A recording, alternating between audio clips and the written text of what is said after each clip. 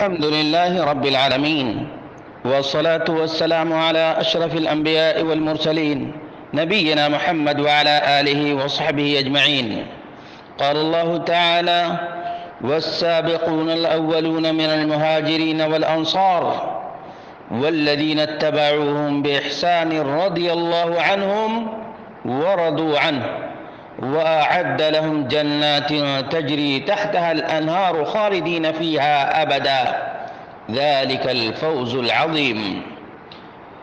اور جو مہاجرین اور انصار سابق اور مقدم ہیں اور جتنے لوگ اخلاص کے ساتھ ان کے پیرو ہیں، اللہ ان سب سے راضی ہوا اور وہ سب اس سے راضی ہوئے، اور اللہ نے ان کے لیے ایسے باغ مہیا کر رکھے ہیں جن کے نیچے نہریں جاری ہوں گی، جن میں ہمیشہ رہیں گے.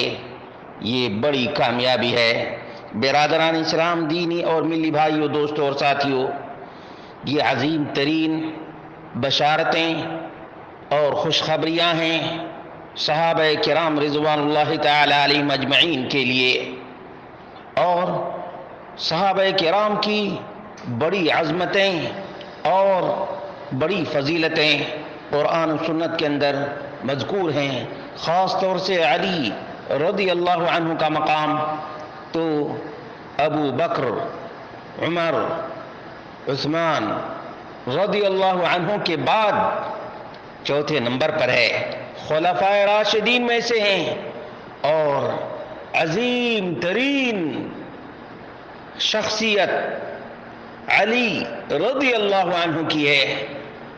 فاطمہ رضی اللہ عنہ کے شوہر ہیں اور زہد و تقوی اور ورع اور خشیت الہی سے بھرپور ان کی زندگی گزری ہے، اور ان کے مناقب کتاب و سنت کے اندر بے شمار جگہوں پہ موجود ہیں. اور اس کے باوجود بھی وہ لوگ جو ابو بکر و عمر، عثمان، طلحہ، زبیر اور حفصہ و عائشہ رضی اللہ عنہم کو گالیاں دیتے ہیں اور توہین آمیز الفاظ ان کے بارے میں بولتے ہیں. کیا آپ جانتے ہیں کہ گالی باز سے کوئی محفوظ رہتا ہے؟ نہیں. اسی لیے آپ دیکھیں گے جن لوگوں کی گھٹی میں گالی، سب و شتم ہے، ان کی زبان سے علی رضی اللہ عنہ بھی محفوظ نہیں ہیں. اس لیے شیعہ، رافضی، سبائی، مجوسی کتابوں کے حوالے سے آپ کے سامنے آج پیش کرنے جا رہا ہوں کہ علی مرتضیٰ رضی اللہ عنہ کو بھی ان ظالموں نے نہیں چھوڑا ہے. چنانچہ قرب الاسناد للحمیری القمی الایرانی المجوسی کی کتاب ہے قرب الاسناد. اس کا صفحہ نمبر 103 ہے، آپ اس کو چیک کر لیجئے. اس میں کیا لکھا ہے؟ لکھا ہے: عن جعفر عن ابیہ عن علی علیہ السلام انه كان اذا اراد ان يبتاع الجارية يكشف عن ساقيها فينظر اليها. امام باقر علیہ السلام سے مروی ہے کہ علی علیہ السلام جب بھی کسی کنیز کو خریدنے کا ارادہ کرتے تھے تو وہ کنیز کی ٹانگوں کو ظاہر کرتے اور اس کا معائنہ کرتے تھے. دیکھو کتنے ذلیل یہ شیعہ ہیں، اپنی کتابوں کے اندر ایسی ذلیل ترین چیزیں علی مرتضیٰ رضی اللہ عنہ کی طرف منسوب کرتے ہیں. یہ ظالم لوگ ہیں کہ کنیز خریدتے وقت ان کی پنڈلیوں کو، ان کی ٹانگوں کو کھول کر معائنہ کیا کرتے تھے. اس سے بڑی گستاخی علی رضی اللہ عنہ کی کوئی اور ہو سکتی ہے؟ نہیں. یہ شیعہ، رافضی، تبرعی، مجوسی لوگ ہیں، ان کو پہچانیں. اسی طرح سے شیعہ کی کتاب ہے کتاب الاختصاص، اور اس کا رائٹر کون ہے؟ الشیخ المفید صفحہ نمبر 303 ہے، اس میں صاف لفظوں میں لکھا ہے عن ابی جعفر علیہ السلام قال یا جابر الک حمار يسير بك فيبلغ بك من المشرق الى المغرب في يوم واحد فقلت جعلت فداك يا ابا جعفر وأنى لي هذا فقال ابو جعفر علیہ السلام ذاك امیر المؤمنین۔ امام باقر علیہ السلام سے روایت ہے، کہا اے جابر کیا تمہارے پاس ایسا گدھا ہے، کھوتا ہے، ایسا کھوتا ہے جو تمہیں مشرق سے مغرب تک صرف ایک دن میں لے جائے؟ جابر نے کہا نہیں ابو جعفر علیہ السلام آپ پر قربان جاؤں، ایسا گدھا ایسا کھوتا کہاں سے ملے گا؟ امام باقر علیہ السلام نے کہا وہ امیر المومنین علیہ السلام ہے، وہ کھوتا وہ گدھا کون؟ امیر المومنین علی رضی اللہ عنہ، نعوذ باللہ من ذالک، لا حول ولا قوة الا باللہ۔ اور بحار الانوار کے اندر بھی یہ چیز موجود ہے، للعلامہ ملا باقر المجلسی، جلد نمبر 25 صفحہ نمبر 229 اور 230 پر کیا لکھا ہوا ہے؟ لا حول ولا قوة الا باللہ۔ مسلمانوں تم غور کرو، عن جابر بن یزید عن ابی جعفر علیہ السلام قال قال یا جابر ألك حمار يسير بك فيبلغ بك من المشرق إلى المغرب في يوم واحد فقلت جعلت فداك يا أبا جعفر وأنى لي هذا فقال أبو جعفر ذاك أمير المؤمنين عليه السلام، لا حول ولا قوة إلا بالله۔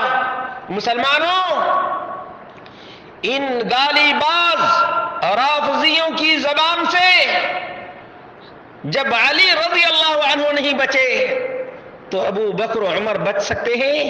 ہم اور تم بچ سکتے ہو؟ ان کا کام ہی ہے تمام کی اہانت کرنا، تمام کی تحقیر کرنا، تمام کی توہین کرنا۔ اس لیے ان کو سمجھو، ان کو سمجھو میرے بھائیوں، ان کو سمجھو کہ یہ کتنے بڑے آل بیت کے گستاخ ہیں اور نبی کریم صلی اللہ علیہ وسلم کے صحابہ کے گستاخ ہیں۔ کائنات میں یہودی اور مجوسی دونوں کے دونوں، ایک انبیاء کے گستاخ اور دوسرے صحابہ کے گستاخ ہیں، آل بیت کے گستاخ ہیں۔ تیسری چیز پیش کر دیتا ہوں تاکہ معلومات رہے۔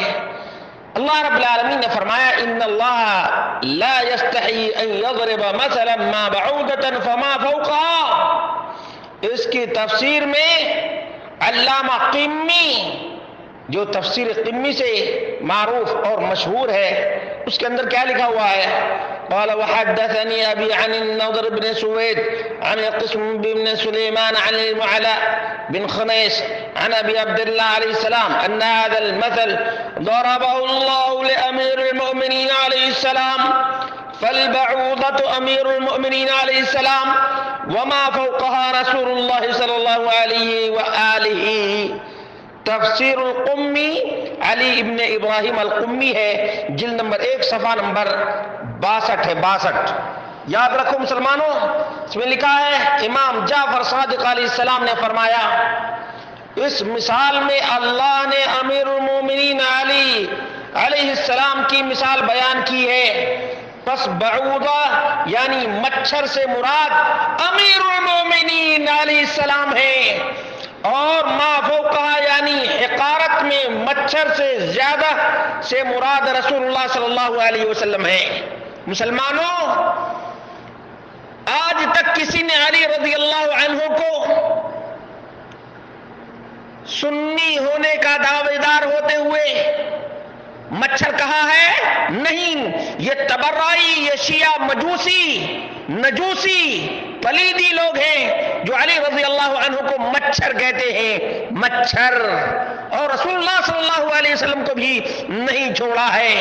اسی طرح سے گدھا علی رضی اللہ عنہ کو بتایا گیا ہے، یہ کیوں؟